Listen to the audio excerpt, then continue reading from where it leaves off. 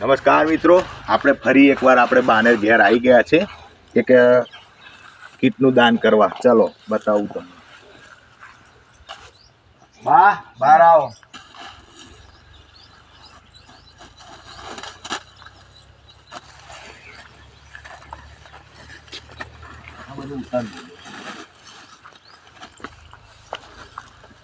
તો મિત્રો, આજે આપણે આ બાને ઘેર આવી ગયા છે.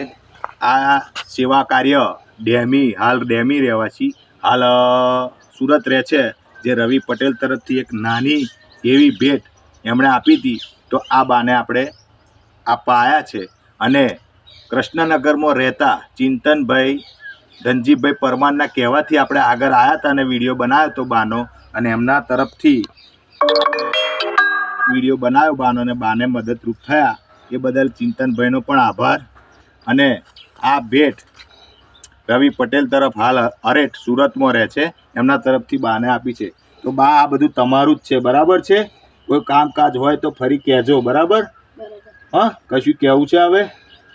હે, ખુશ છો ને? બરાબર. કોઈ તકલીફ હોય તો કહો બા, આવું ને આવું અમે આવતા રહીશું, બરાબર? જોયું મિત્રો?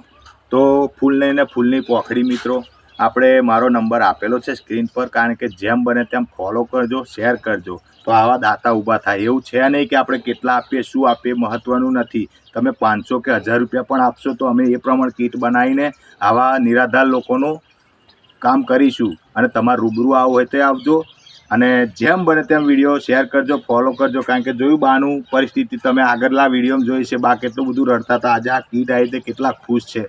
તો આપણે ઓંગરી કર્યાનું પણ પૂન મળે, કારણ કે ફૂલ લઈને ફૂલની પોખડી આપણે જે બી સેવા થાય 500 1000 રૂપિયા મારો સ્ક્રીન પર આપેલો નંબર છે, કોન્ટેક કરજો.